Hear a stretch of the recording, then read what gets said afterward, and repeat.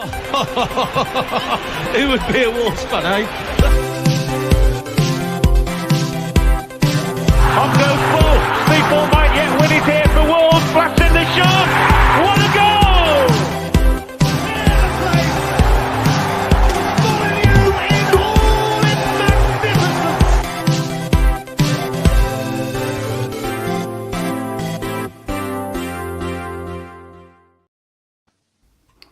Hello everyone, and welcome to the Wolves Fancast. It's for first time in seems like 4 years. It's Stu hosting, so who knows what's going to happen. With me today is Jefoe. Good evening. Clean. I was going to say clean-shaven Jefoe for his few appearances so far. I thought he was a different person altogether. And Tom, not posh Tom, normal Wolverhampton Tom. Hello. No, so I'm not posh. Thanks, lads. Yeah. No. Evening.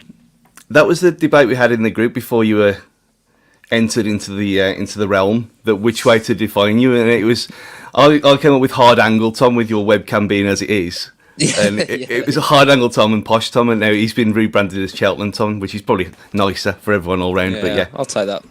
Yeah, so before we kind of get into this chaos of what happened yesterday, how have you found it so far, being part of the club, so to speak? Yeah, it's been good. It's been good to talk about Wolves quite openly, and talk to people who've got a similar mindset and who aren't like one end of the batshit crazy spectrum, like most of Twitter. Yeah, same here, really. Yeah, I mean, I've listened to you guys for like years and years. It's just weird to be this side of it, but yeah, something I'm enjoying. Yeah. Excellent. So, I mean, when I was sitting there this afternoon, I was thinking, how do we even start with this? Because I don't know about you, but when did you snap out of it? I haven't. I'm still in like the calm depression that follows a defeat that feels like that.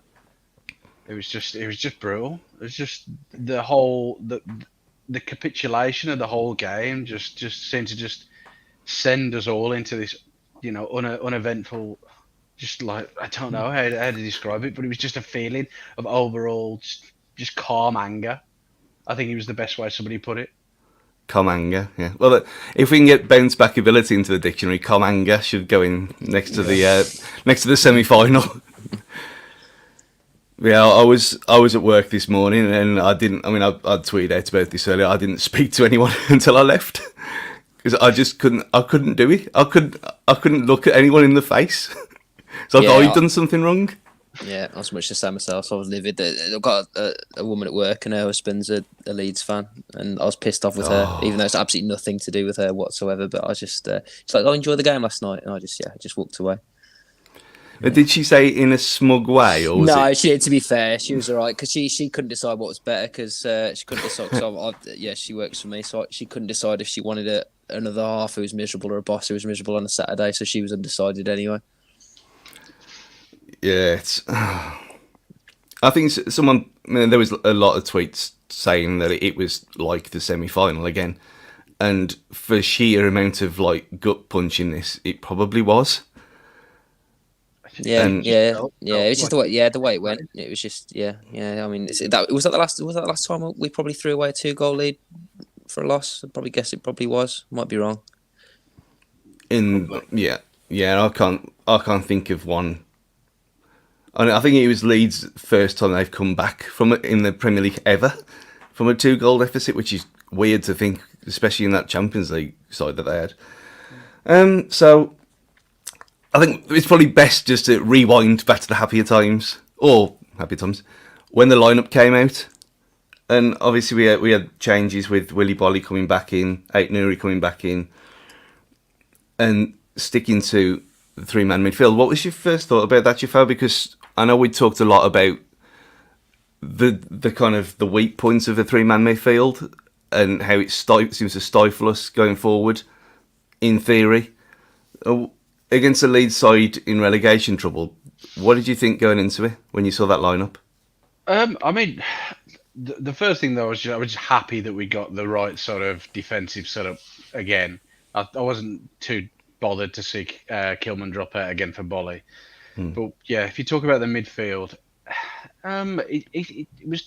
I kind of think he did the right thing to try and match up against Leeds because of the high press and the high energy, and it seemed like the right idea at the time. But the only problem is, like you say, it hinders us. And when you've got Jimenez and Pedence, they don't seem to have that sort of relationship that Hwang and Jimenez do.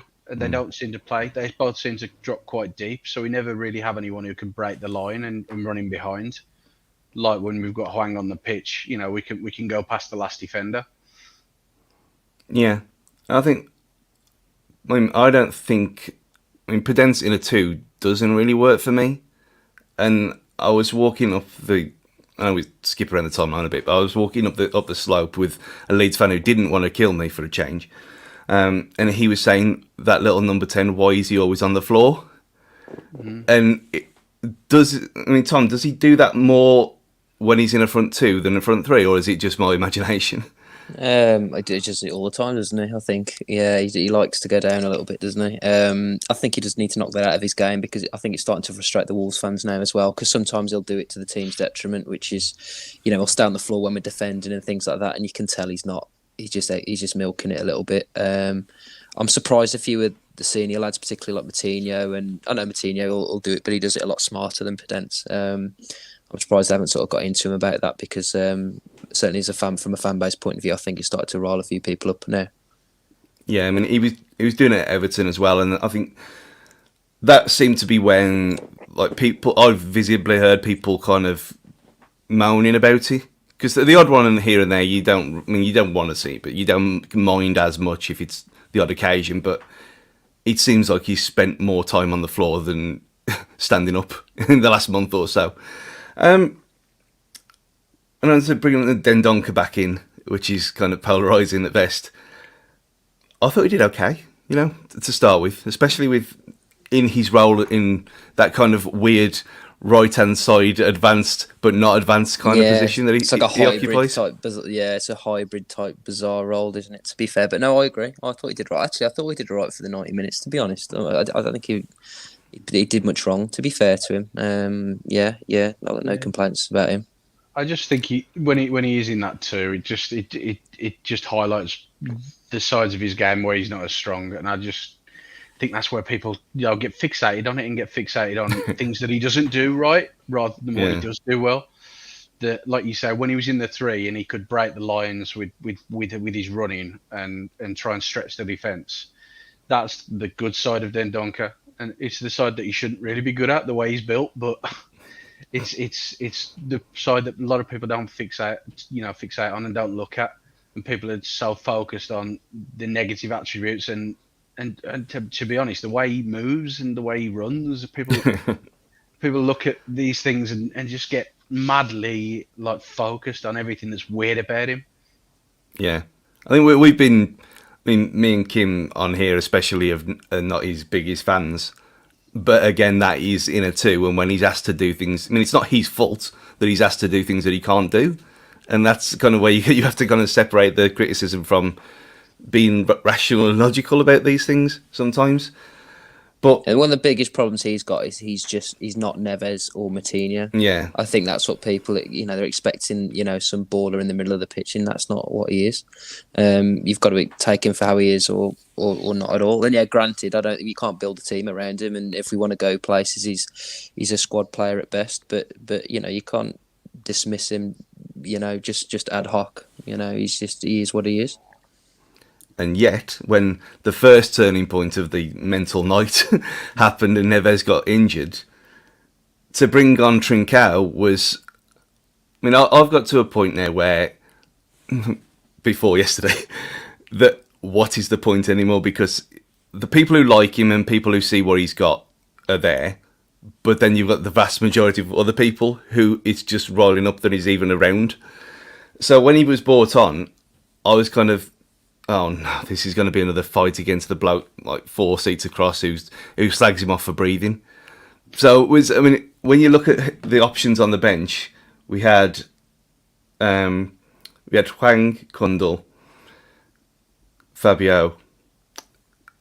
Was there really, and Chiquinho, obviously. Was there really any other choice at that point in the game? Who would come on for you, Tom? No, I don't think so. I think whether that would played into Bruno's thinking when he actually picked the team in the first place. Maybe he almost set the system up with 3 centre mids because he'd have had to play. Kwang obviously wasn't fit for 90 minutes, otherwise he'd have played. I'm pretty confident of that.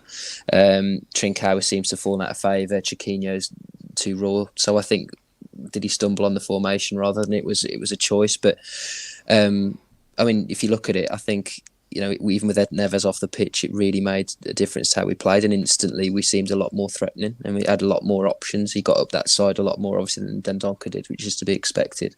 I think that sort of really turned the game in our favour. Yeah, and then obviously he's his first involvement in the game where he's running down the wing. And were your thoughts, Jefoe, that he's going to mess this up as soon as he got in that position?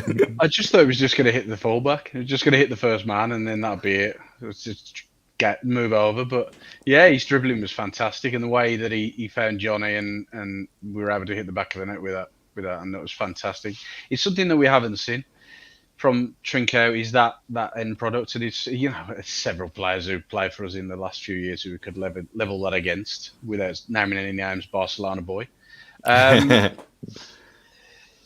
he did well. But I'll probably talk about it later on as we talk about the second half. But I thought we saw both sides of him yesterday. I thought in the first half when he come on, he was very good. And then we got to the second half, we started to see the side of him I don't like, which is that what can be very lazy. And he doesn't track back and work hard enough when majority of the time he does. And to hark back to when Neves went off, there's only really him and Kundal who could have come on. And I talked about it a fair few weeks back now, is that he went almost when we defend, he sits in as a third centre mid anyway, because he sits a lot deeper than where Podence takes up his defensive position, and we take up this almost 3 across the middle.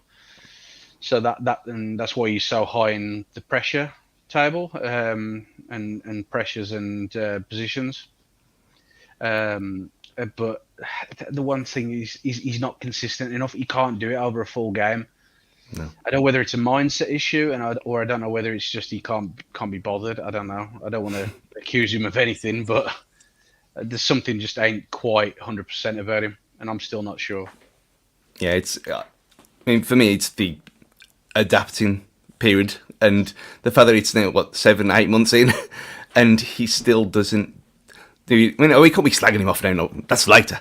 But I think for what you did say, things that he hasn't done so far, that assist was with his right foot as well. He didn't cut back, and we haven't seen that from him. Almost like he doesn't trust his right foot, and obviously that's come with coaching and you would say confidence. But he's been left out since Neto and the boys have been back in town. So so you kind of seen the reaction in him as well as soon as that assist. Leading on to the shot that he had against the post. Great strike, yeah, absolutely. I think there's I don't know how long he's on the pitch for, because I couldn't tell you how long that first half was at the end. But that half an hour, he's done more in that half an hour than he's done throughout all the other games combined for me. But he was fantastic. That first half, he was absolutely fantastic, and I thought that's the guy that we'd signed when he originally came in. And if he can play like that consistently, I know that's the big issue, as Jefoe's just pointed out. But if he plays like that consistently for the rest of the season, maybe he's got a future, but jury's out. Yeah, absolutely. You talk about how he played like that. He played better than in that first half than Raul and Podence combined. Yeah. And even the silly little nonsense flicks and stuff he did, I think he did one, and it actually came off. You're thinking, oh, wow. Yeah, he does that all the time, and it's just one of these things with confidence, obviously, and a bit of luck as well, where things are going for him, he tries it and it comes off, and everything seems to work for him, and then which leads on to the second goal. And how would you even describe that goal, Jefoe? Because is it a placed shot, or is it a low drill? I'm calling it placed. It's a cultured finish. It's yeah. I think if it's an Englishman who'd have done it, I think it's a low drill. Just because he's Portuguese, it's a cultured place shot. But it was a lovely goal. He took it exceptionally well. I know he went through a lot of players, and Melier saw it late, but he's put that right in the corner. And I love the reaction when he scored. The reaction, every player on the pitch, including Jose, saw it. They'd all run down and they all surrounded him. So the camaraderie in our team, it always surprises me. Well, never ceases to amaze me, really. Just like how much they all support each other, and say to each other, well done, pat on the back, and just celebrate as a team and as a pack, as Nuno probably would have said. I think if he's not had that rasping shot, if he's not had the assist, if he's not doing those flicks that came off, I think he slashes at that and it goes over the bar, or it hits a man. But because he was having one of those games where where things were coming off, he's had the confidence then to just place from the bottom corner perfectly. It was it was a really well taken goal. Yeah, I mean, you look at the shot that hit the post. I mean, that was. I mean, you compare that shot alone to the thing that he skied at Everton last week. Yeah, completely different situation. So yeah, you absolutely banged on there. That he seems. Let's say that, I hate saying that confidence player, because it's like, well, you're a professional footballer, you should be able to do it all the time. But he seems more than anyone else in that squad to be the ultimate confidence player, which, with Wolves fans being as they are, is not ideal, really. Yet he's still he's manned up and he's put himself out there and he's put that performance in first half, which a lot of people did. And it's almost like here do we give man of the match for first half and second half, because it's it's such a mental game. I mean, I can't think of a game that's had that many substitutions and injuries. I mean, we was looking through, and the third sub for Leeds was a concussion one, so it doesn't count. But can you remember the last, it must have happened somewhere, but the last time it happened where you had 3 subs from one team in the first half? Nah. The only time you can think is if Jose Mourinho was losing the game 3-0, and about 30 minutes in, he makes all 3 changes. That's the sort of game that you'd expect. But to talk about actually Leeds' first substitution, Bamford going off, that whole ruling with the offside, it's absolutely insane. We're waiting for that sort of situation where someone's going to get hurt, and Bamford's probably one of the first casualties of it, where he rolled his ankle, and it almost happened a couple of times in the game last night. And I don't know whether they need to look at that in the summer, because, like you say, someone's going to get hurt, and there's going to be a serious collision, and someone's career might actually end on that ruling. But we've had this argument before, and everyone always says someone's going to get hurt, but we've had 2 seasons of this and no one has, and it's all right.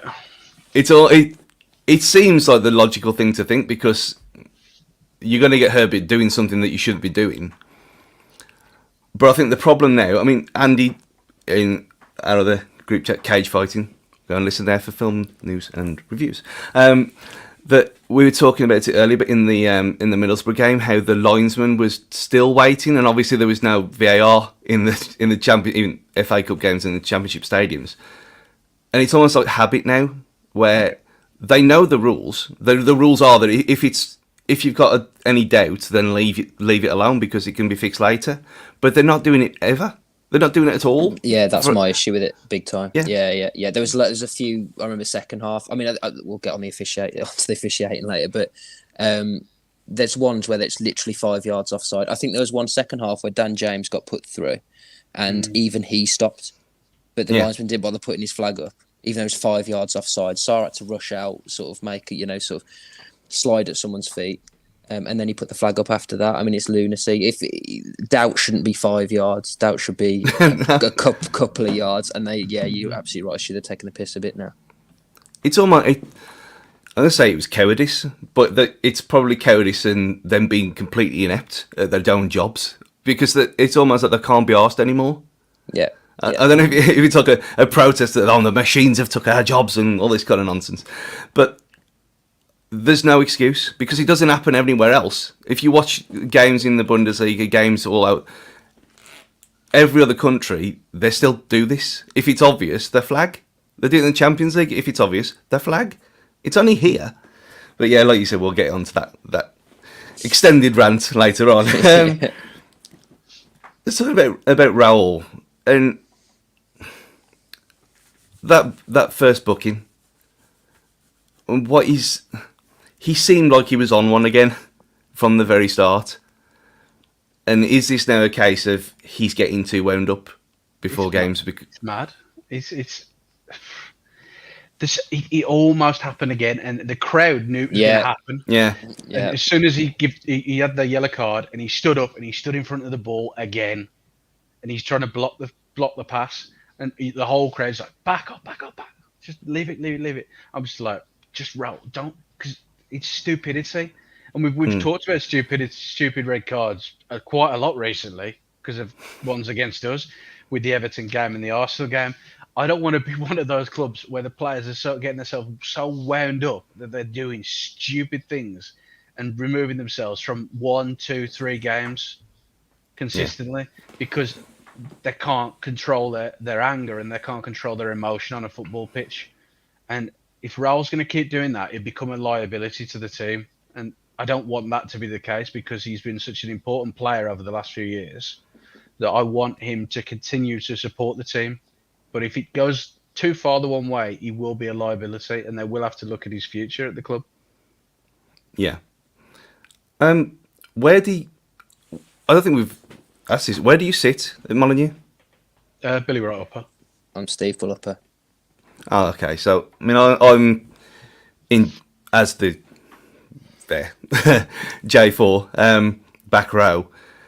That when he was clean up and when he jumped in the air for that challenge, it was a blatant dive. There was no contact whatsoever. And there's freeze frames of from the footage on telly when they slowed it down, and there was Leeds fans. He died because he was right in front of them. He did dive. There was no contact at all.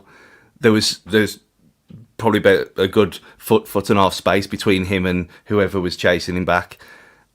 He's already on a yellow card. He's almost got himself sent off in the centre circle. Then he's doing that, and you think, why? Just why? What are you doing? And it's almost like, we can't say brain dead, obviously, but there's something wrong with him that he keeps doing this, and he's getting. You are right, Jefoe. He's getting to the stage where someone needs to have a word with him. Maybe he needs counselling or something. I mean, who knows? It could have affected him more than we actually know, because he seems like a different person on the pitch than he was pre-injury. Yeah, I agree. He's got to a stage now as well where he'd rather do an overhead kick in the box than try and head the ball. That's twice now. It's a bit annoying. And that's putting it nicely. Yeah, okay.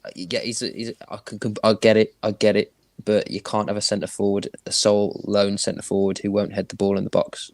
It's just not feasible.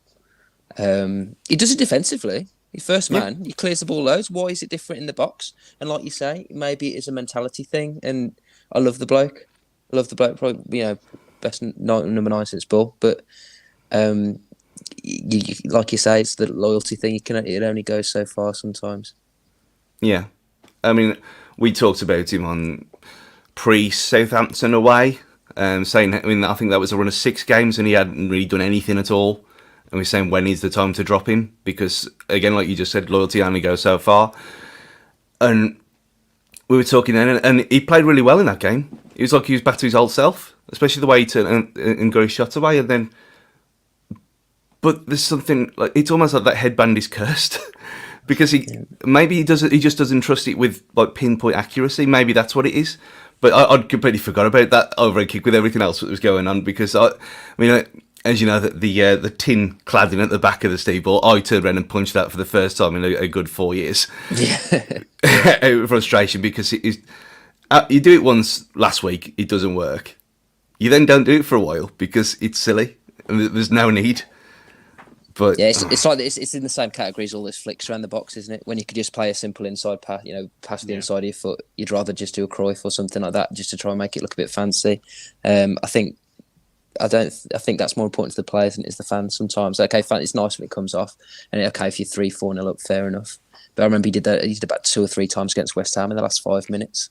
And then, if I don't sound like I'm knocking him so much, but he slipped over, didn't he, about 3 yards out when he just had to put the ball in for that one. And then did he have another one? Did he have another chance where he tried to lob the keeper and he just fluffed it all together?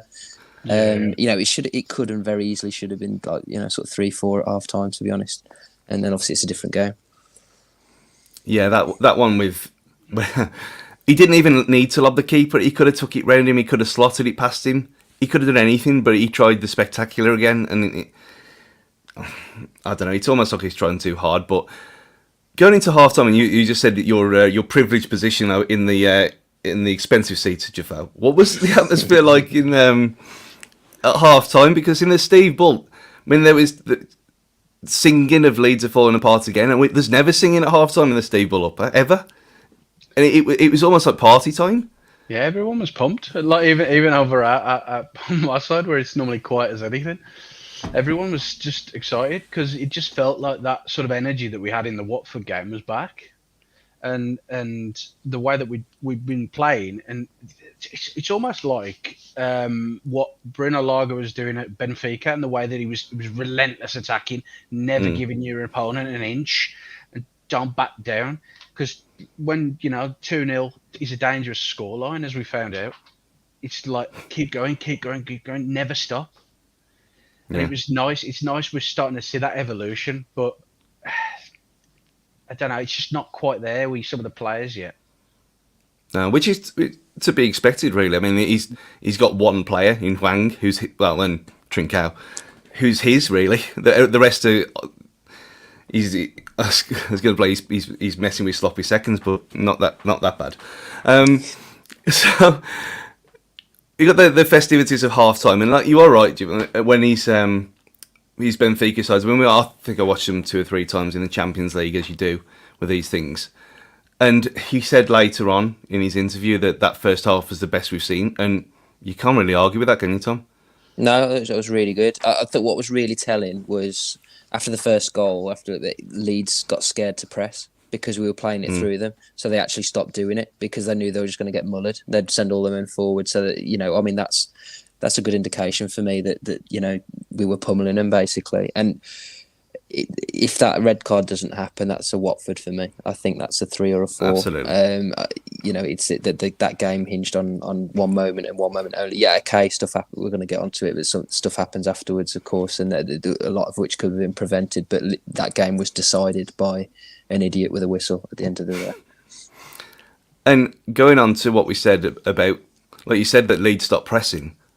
I think that was the reason why he went with the 5 in midfield to start with, 3 midfield anyway to start with, because of what happened in the game at Ellen Road. Like when he didn't react against Palace, and he played the same formation as he did away from home as well. This time he changed it up, and to start with, he thought, okay, this is how we're going to match them. And when in reality it was TrincWOW and how we battered them for the first goal, and they sunk back into themselves, and Dendoncker in a 2 actually played well.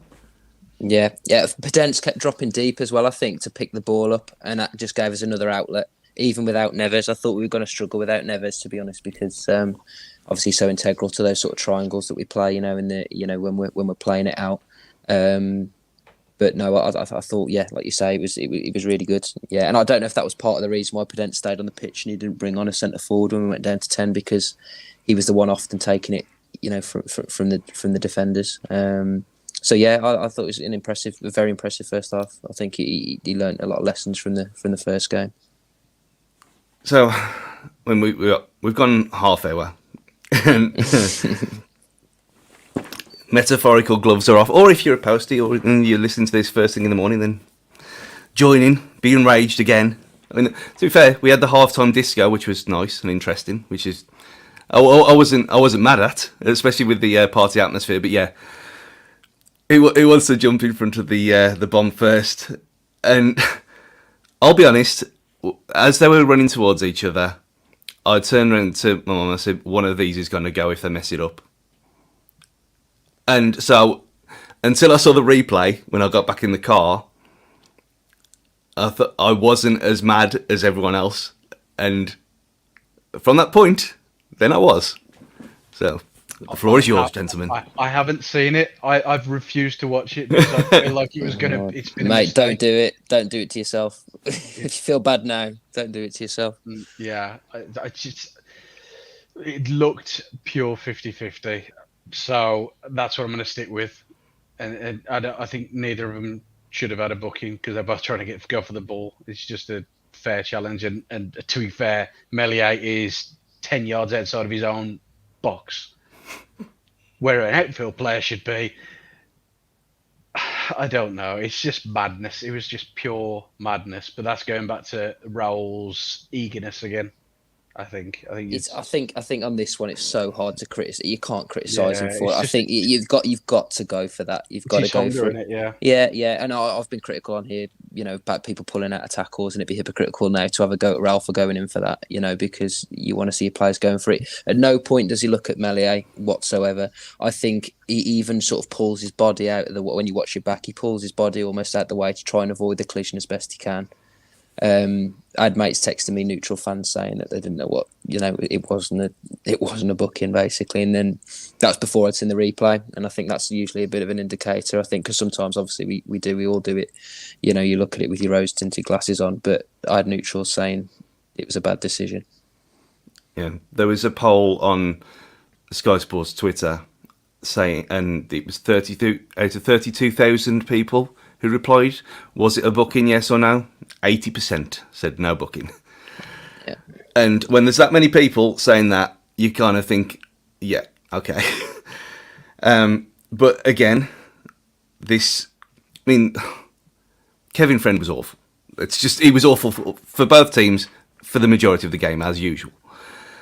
But these things seem to happen to Wolves first before anyone else in the entire world, where this is a case of an absolutely glaring error that could easily be fixed by a replay, but because it's a second yellow, it can't be. And if it had gone sent off straight away, that would have been rescinded straight away. No problem whatsoever. Looking at that replay, no. I mean, Mellier's injured himself pretty much, but because he's not and he's booked him, he then can't. He can either listen to advice in his ear, which he's not supposed to do. So that's out of the question. Or he leaves it as it is. But because he's so eager to do something, he's giving him a second yellow, knowing full well that can't be overturned. And when it seems that he must have been absolutely sure that it was Raul's fault, which you've then got to call into question his suitability to be a ref. Yeah, there's a realm of common sense that he's not really thought about. He shouldn't be so certain about that yellow card. He should be, okay, let the boys at VAR look at it and say, okay, is that dangerous play? Because if it's a dangerous play, it's a straight red. Mm-hmm. That's the way that we view the game now. So he shouldn't be booking him. He should be waiting for the advice. And it's just this, like you said, the standard of refereeing, and especially Kevin Friend, is pathetic. It's absolutely pathetic. And it makes me apoplectic with rage to watch the standard that we have compared to what they have in Germany and Italy and Spain. He's got a linesman on that side. Did he talk to him once? I didn't see him talk to him once. Well, it'll be. So, right, okay. Sure. Yeah, I mean, that'd be an interesting one. But at no point his foot's not raised. It's nothing. It's one of those collisions that happens. Carragher didn't think it was a red. I think from what I gathered on the watching it back on Sky Sports, he thought it was harsh. I think it was Kevin Friend. Let's make the game a bit more interesting, shall we? I mean, this is a guy as well who had to apologise for a bad decision he made in the Championship on Tuesday. Publicly apologise, and yet he's able to play one of the very handful. Well, how many games? 4 games of the Premier League this weekend. Friday night football, he gets to ref that game after apologising in the Championship. And there was an interesting thing on Twitter that came up earlier that I put in the group chat about referees' away win percentage, which sounds like the most like tin hat conspiracy thing ever. But when you look at Kevin Friend, away teams that he referees, at 13 appearances, 61% away wins. Now, I know that doesn't go into who them teams are. They could be Liverpool, Man City, blah blah blah, which you'd expect them to win anyway. But when you got him, you got John Brooks 66%, Andre Mariner 60%, Robert Jones 55% away wins. These are all people that we've had at Molineux who have been absolutely fucking awful. And even, I mean, Mike Dean, he's a bit of a laugh, but like Michael Oliver, 50, 30, 20, as you'd expect. Anthony Taylor, Chris Kavanagh. Like, average refs, even Darren England, 36, 36, 27. Which you'd expect, fair. But does this table that has appeared out, and I've never seen this before today, does this say something now about these referees who are clearly, they've either got issues that they're like being abused, or there's something worse going on here? Because it's beyond a joke now, surely. We've said it for ages. I mean, this year more than ever, it's getting worse. I mean, it's getting worse. I mean, try and look at things from a non-Wolves point of view. I mean, that we've got officials who they can see a replay 20 times and still get to the wrong decision. That Rodri handball for Man City versus Everton was an absolute disgrace.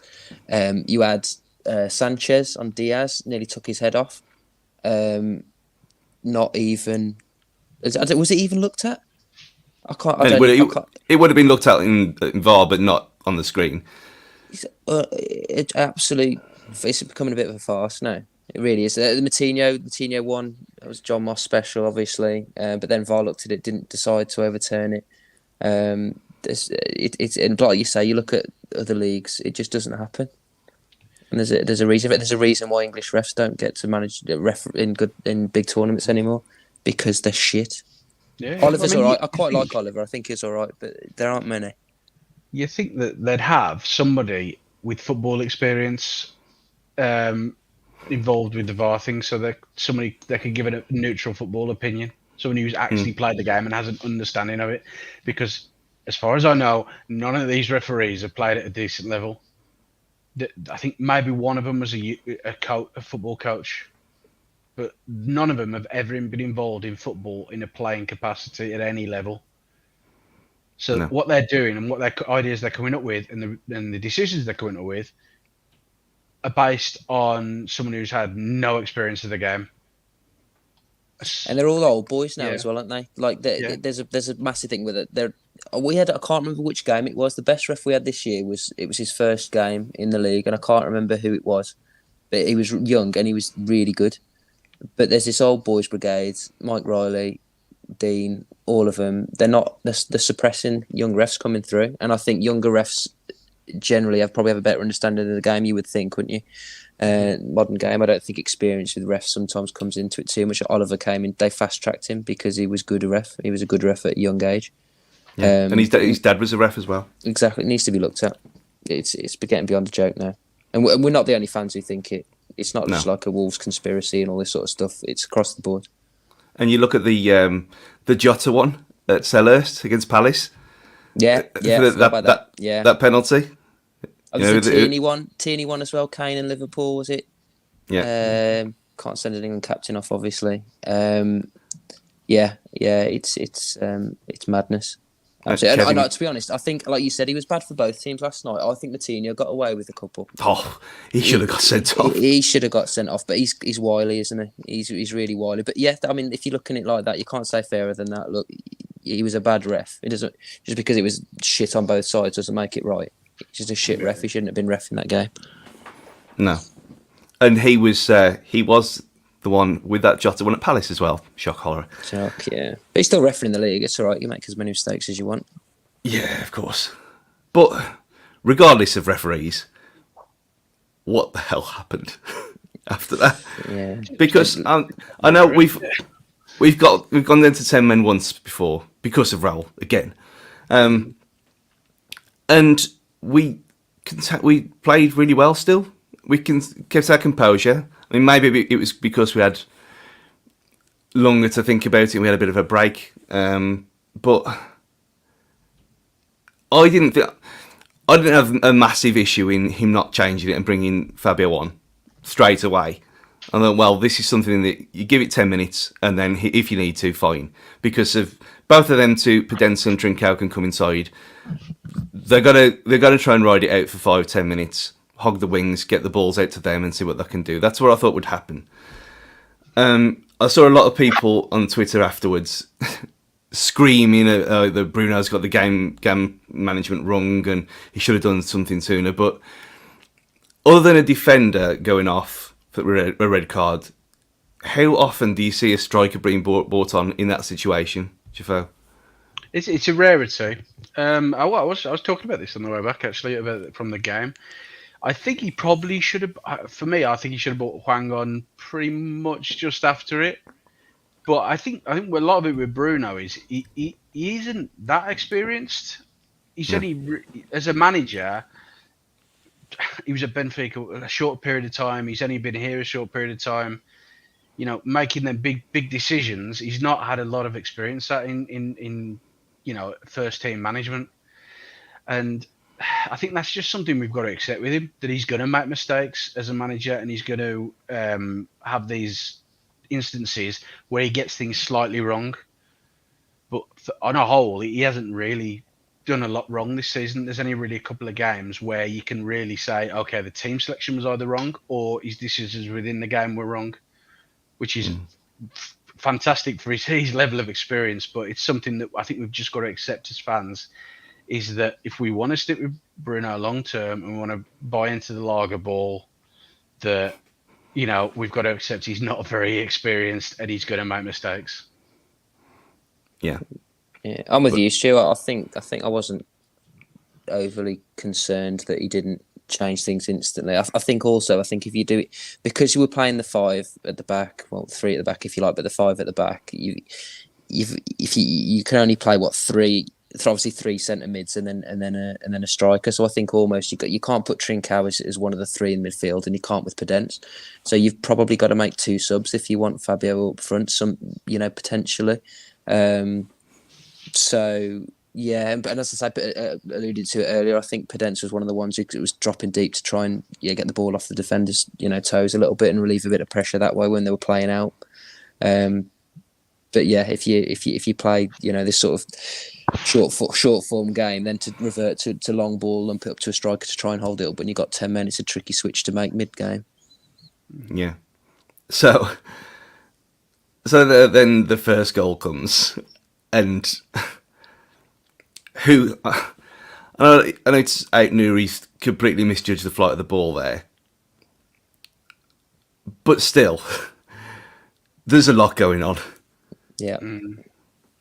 And yeah. I don't know. You take it away. Well, I watched it back. Obviously, like Jefoe touched on it, I couldn't watch it back until I literally came on. I thought I better watch the goals back because I've got to talk about it. So, but that's the first time I watched it back other than live. But yeah, obviously it's Nate Nouri cock up number 1. But then I don't know what the hell's happened after the ball's hit the post. It's like I don't think Say's kicked it. I think Aylin's somehow taken it off his toe or something like that. But he's got to get that away. Cody's done brilliant on the line, and obviously then from that point it's curtains. But it looked like almost Sace. When I watched it live, I thought Sace had kicked it back at the goal. But it's a strange one. I don't know if Ayling just took it, hit it through his legs or something. But Sace has got to be quicker to react to that for me. Yeah, it was just unforced errors. Like I think every goal was an unforced error, was involved somewhere, and we were the masters of our own demise because. I know they were putting pressure on us, and we were trying to hold in there. But every goal that we conceded, we made a mistake, and that's not like us this season. We've been very controlled. We were meticulous in the way that we've drilled our defenders, and to see us act like that, and to make the mistakes that we did in the way that we did, in the manner that we, conceded the goals, was shocking. Really, more than anything, it was just not like Wolves under Lager. And hopefully it's something that we can not see again for a long time, really. Yeah, it's well, what he did to Hoover's got, I think that kind of pales in comparison what he's going to do to the rest of them after that performance. Because I mean, the second one, when he hits the post, fine, you expect a bit of chaos because that's a rare thing to do. But Sace, I mean, he's done that before. He's done that. He's sliced balls when there's been hardly any. He probably had time to bring it down and chest it as well to himself, and he's just got again a rush of blood to the head in the moment, and it's just led to absolute chaos. Yeah, we all at sea. Yeah, I mean, obviously, if he clears it, you don't even have to think about anything else. To be honest, it is obviously clearly a Sace cock up, but Sar's out of position. But he's probably, he just gone right at the feet of someone to sort of block off. I think the rebound off the post, and then I'm assuming he's just waiting for Sace to clear it. But then he's obviously nowhere near the goal. But yeah, Sace has had a couple of mares there for me. Yeah, I mean, I love Sace, but the one thing that annoys me is he is prone to these mistakes. We've had it in the past few weeks where I think I don't know what game it was, but the one where we lost 1-0 and he come up running out of position. It's West Ham, was it West Ham? Yeah, left his man. Yeah, and he left his man, and he does these silly little. I don't know where his mind goes. Arsenal, he was responsible for at least one of those as well. Arsenal away. Yeah, he's had a couple now. Mind. Yeah, and he does things that are just rash, and I think that's one. I think somebody asked a question that we're going to probably answer later. So to preempt the answer to that, Kilman, Cody, Bolly, maybe the answer. Yeah, that was a question my friend of the show, Todd DeWitt, who gave me this nice scarf from Colorado Wolves. Mm-hmm. He said that he's going for a back three of Kilman, Cody, Bolly, and you preempted it, Jefoe, because I think since the AFCON, he hasn't been the same player that he was before he went at all. These mistakes didn't happen before Christmas, so I think he's losing the ball a bit more as well than he was. He was very good. I think one of the main stats that Lars brought up was his progression with the ball and progressive passes. I think he's one of the highest in the league for progressive passes from the back. But I don't know, it's a case of maybe him getting found out or the team getting found out, but they're getting cut out a lot more now. I remember one in the first half, he literally just passed it straight to a Leeds player for them to come on to us. And luckily they didn't take it. But I agree, since January he's dropped off. Yeah, and then I think you were probably right about the third goal as well, the winner. And I mean, I've got a kind of weird appreciation for Luke Ayling. I don't know what it is. Maybe it's his hair, and I'm kind of envious. But he's he just seems a good pro, and so they're kind of begrudging his little kind of Robbie Keane tribute act that he seemed to be doing for the celebration. But did Bolly fall asleep for that? Because he looks uninterested. He wins the first, doesn't he? He wins the first, and then he just sort of leaves it to bounce on the deck. Bizarre.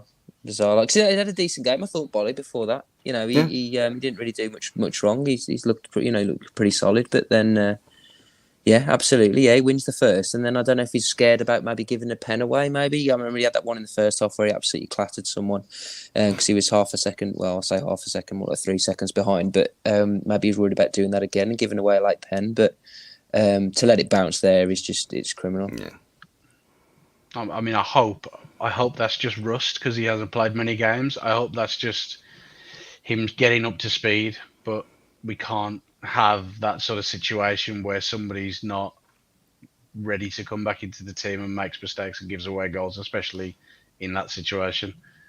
So, like you say, it's unforgivable that it bounces, but it's something they've got to keep working on and something they've got to learn from and move forward now, because every game, and I'm full of football cliches tonight, I don't know what it is, but every game's a cup final now till the end of the season in our quest for European football. I'm a bit more relaxed, now. Almost, it's like I wouldn't say no, given it not at all, but I think ultimately we are where we deserve to be. I think 8th spot is probably about right, and that's still in my opinion, still a fantastic achievement this season. I wasn't expecting that.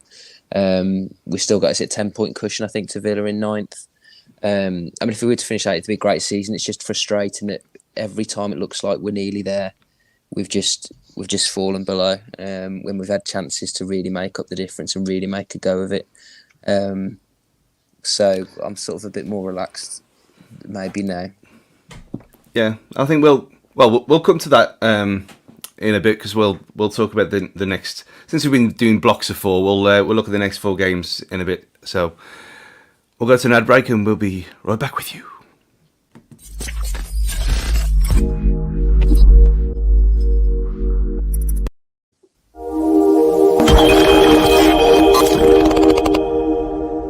Hi all, Gully from Wolves Fancast here, and just like all of you long-suffering Wolves fans, I know exactly what it feels like to be lacking a creative spark here, some outside-of-the-box thinking there, but our sponsors Pixel Yeti Media are here to help.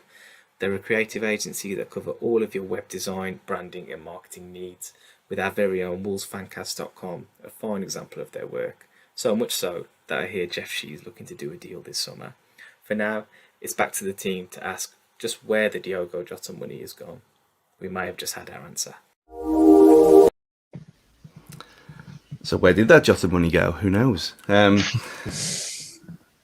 we're free of European clutches now, so we might actually get an answer to that. We should have mentioned that at the start, really. But that was a bolt out of the blue. I didn't see that one coming. No, good news though. Well, Yeah. we'll see how much good news it is, but yeah, time will tell on that one. It's good news on paper, but it gives us we can now go and spend 70 million quite easily. But yeah, there's that. Is it what was that report as well that was put up on Twitter? Is it a Swiss report or something? yeah, like that? Swiss Ramble. Swiss Ramble. That was an interesting read. Looked good, to be fair. You know, there's a lot of positivities come out of that, but they've got no excuses now. Nothing to hide behind. Yeah, exactly. Yeah.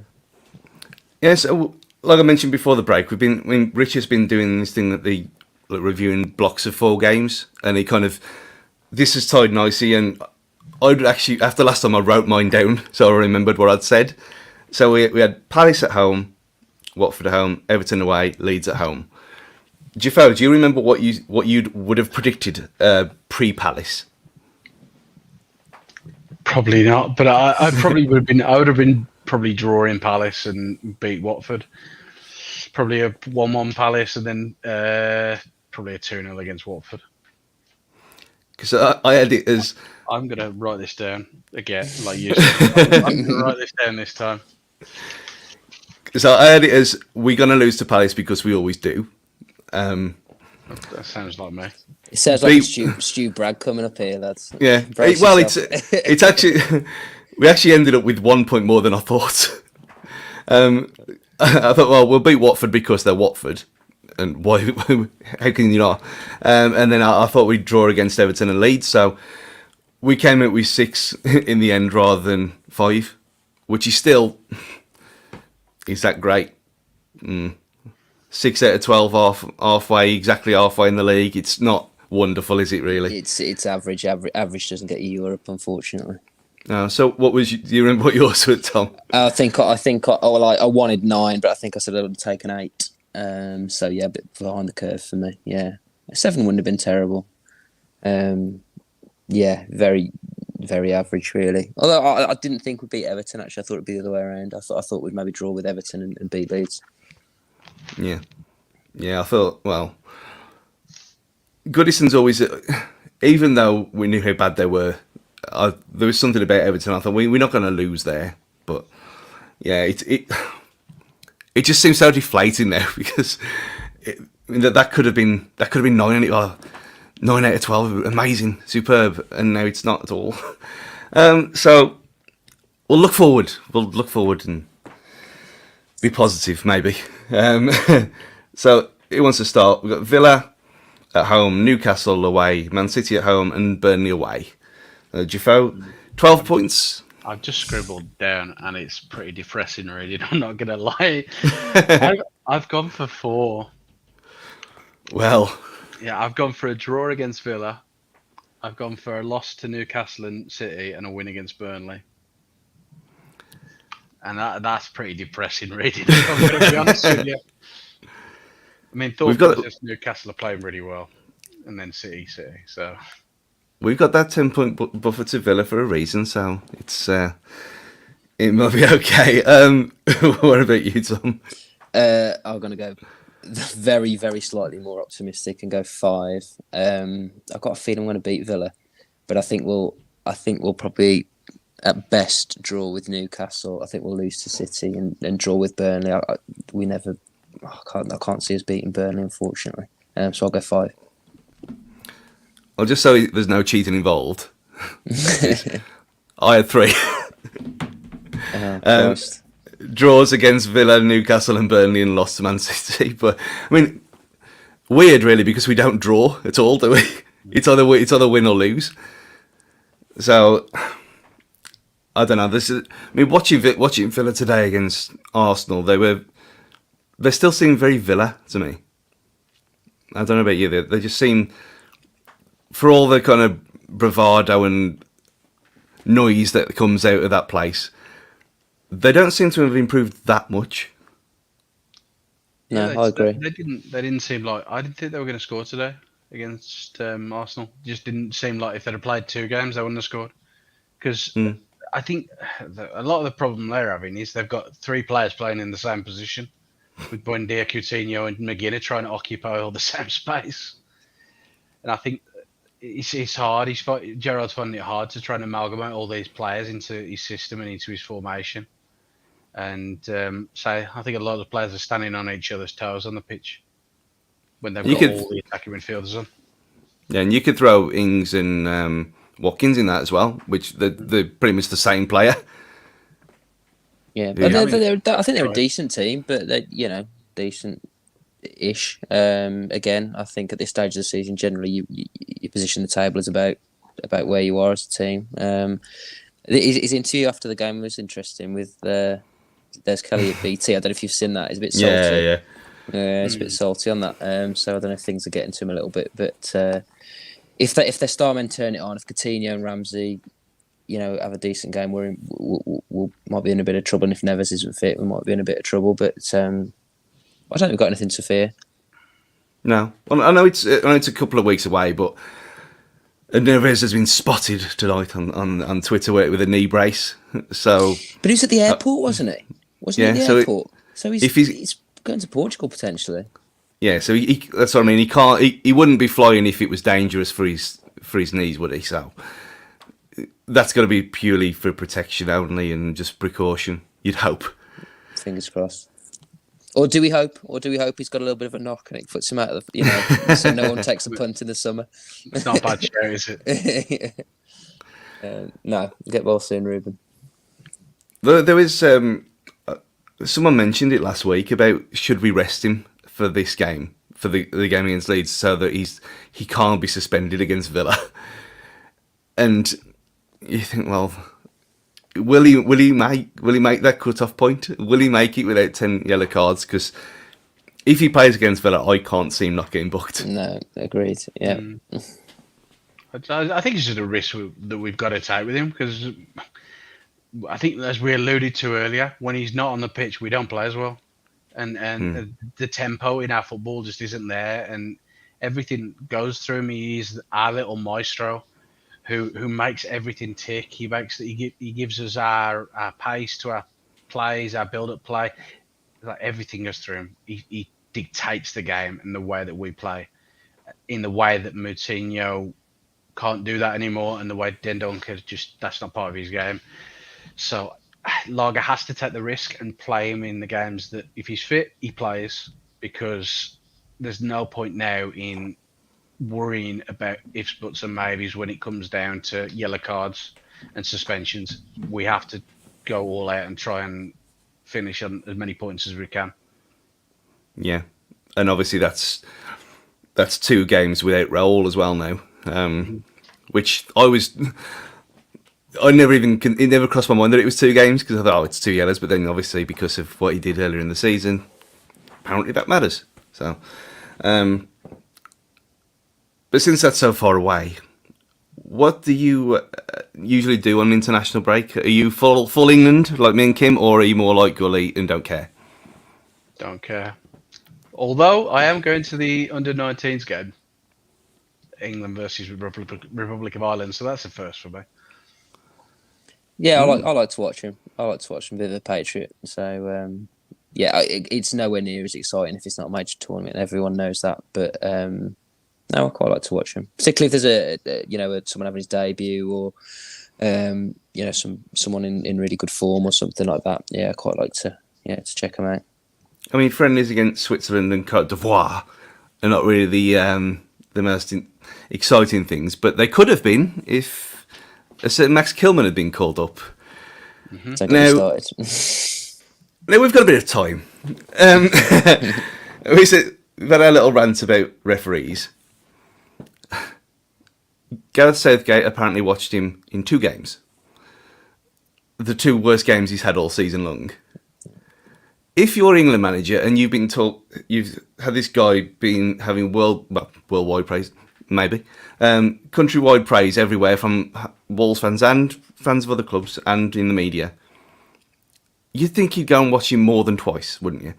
And is this a London thing again? Because I think someone's commented. I think we've got something about look at the comparison between him and Gay. He's a product of the England schoolboys and the age teams. He's gone from Chelsea to Palace. Naturally, he's going to get picked, isn't he? I don't think he's the only one who can feel hard done by, because Fikayo Tomori he's probably the best defender in Serie A this season. Yeah, for key stats for a defender. So I think Mings getting in there again and Maguire is just ridiculous. Yeah, the pair of them. When it comes to friendlies with internationals, this is when you need to blood players like this and try players out, because if you don't, you'll never fucking know. And I'm sorry to swear like that, but it's explicit, don't matter.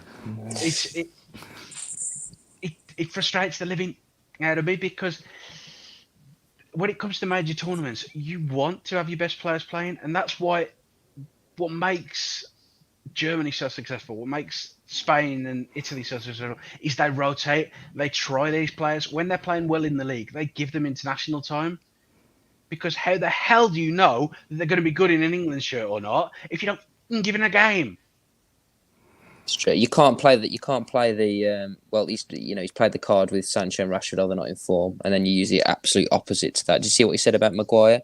Well, we were always going to pick Maguire because of this, and this. I was like, well, you can't leave someone out based on form at the one end of the pitch, and then pick someone at the other end of the pitch, even though they're shit.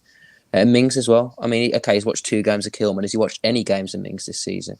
Because I can't even find a Villa fan who rates him. So how can he possibly rate him? Yeah. It's beyond a joke. And like you say, Tomori, I was amazed at. I think Maldini said he's the best defender he's seen at Milan in the last something like 10 years or something ridiculous, he said. So how he doesn't get a look in is a joke. I mean, as well, absolute fair play to him he's been there for just over a year, and he's doing interviews in Italian. Mm-hmm. Yeah, amazing. Absolutely. Yeah. I mean, I know like Gary Lineker can speak Spanish, and a few other people do, but it's still it's probably a national shame to us that it's so amazing that a player goes over there anywhere and speaks the local language. And yeah, fair play to him. And did you see what he said about? I think it was Ben White. He said that he'd been called up again because he'd been playing under pressures. You think, well, with the pressures of the Premier League that Max Kilman has played in as well, to a better standard all year long. Mm. It's total hypocrisy. And when they put the first thing on in the morning on the England Twitter, or the FA Twitter, whichever one it was, and saying, who do you want in the England squad? And I just put, not Mings, not Maguire. And there were so many replies from people all over the country saying exactly the same thing. And it can't be Maguire. And then he's picked Maguire, Grealish as well. And Mings, who have been bang average at best.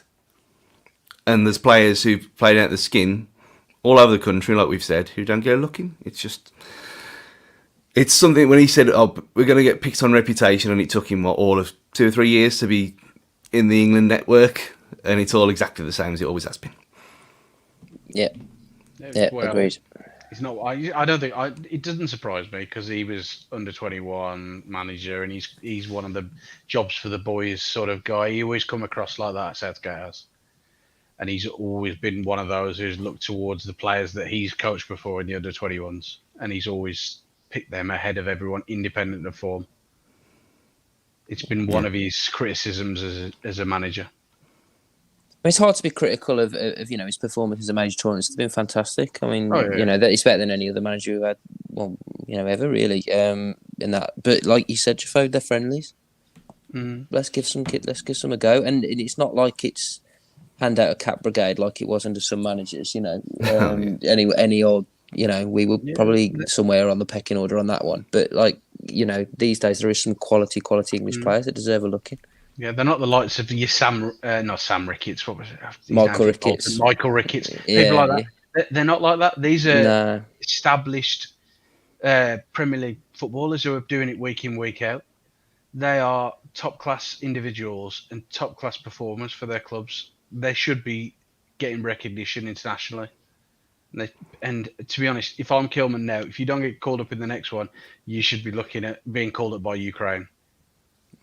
You can't, can you? Have you seen that? No, you can't because of the futsal stuff.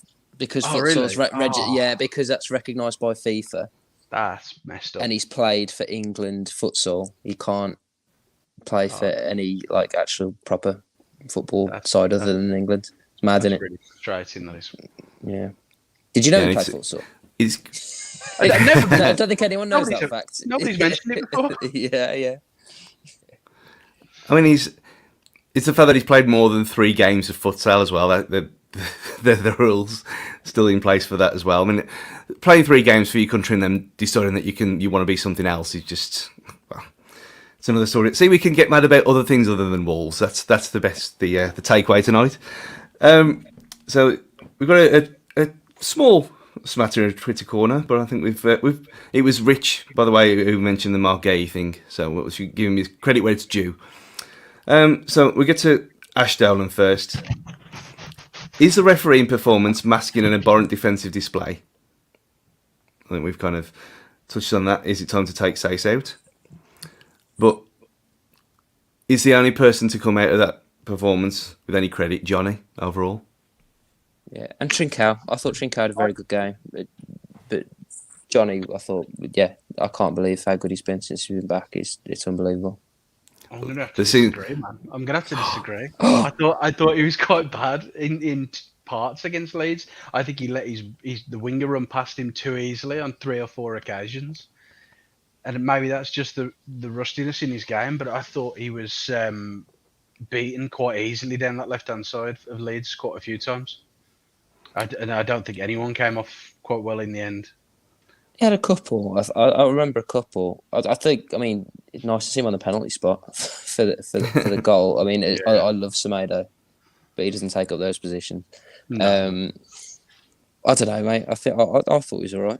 It's maybe just the depressive nature of it. Yeah. You have to watch the game back, mate, and it's all its glory just to read it. My uncle did that. He did it because the replay it's like at 12 o'clock, don't they, or something, and he watched it again before he went to bed. Why? Why would you do this to yourself? Is he a sadist? Well, I saw him this morning when I finished work, and he was ranting and raving in the car. So you've had hardly any sleep. It's like 9:30 in the morning, and you've watched that again twice. Why? I mean, I didn't think I could face football today, and I thought, no, I have to power through it and just take it. It's almost like a football hangover. Just get back on the wagon again, and I enjoyed the 2 games I watched today. To be fair, from Dean Marsden, this one percentage of blame for the capitulation put to the following: officiating, Bruno's tactics, or the defence. As I've touched on, the game was decided by one decision and one decision only. Okay, granted, stuff happens afterwards, but if that's enough doesn't happen, that game's 3-4-0. End of. I don't think there's any debate on there. It's like the Verstappen Hamilton thing that was decided by. It won't go. Yeah, let's not get into that. This is the weekend, but that. Yeah, there you go. I love that cap. That was decided by one person and one person only, ultimately. And yes, okay, there was a lot to be said about our defending afterwards, but none of that happens if that decision is correct. We're going off what you guys are saying. For the percentages, 80% ref, 10% Bruno, 10% Raul. Just for the first yellow card. Which is fair. It's for 8 Louis de Wolf. 8 players who started last night have been with us since our first season in the Prem. I personally think that we need to upgrade on most of these players if we want to move to the next level. Do you agree? I think that's a little bit harsh. But I think, as we touched on earlier, Bruno needs to put his stamp on the team to try and get his style of football across. Like you said, TrincWOW, who is one of the ones he's brought in, and Huang, they haven't really played a lot of games this season, and when they have played, they haven't been as influential. So I think maybe 2 or 3. I think a mass overhaul would be ridiculous at this point, because we've got some incredible talent who've done so well for Wolves, and have adapted to life under Lager really well. And to start thinking about wholesale changes is reactionary and dangerous. I couldn't agree more, mate. Yeah. 8 players, yeah, fair enough. But you're not going to replace 8, 2 or 3. Yeah, maybe. We've needed a centre half for how many years? That's not a secret. That centre half, I know Say's played in the the midfield of the Championship, but that could have been our Championship centre half, and we're how many years on?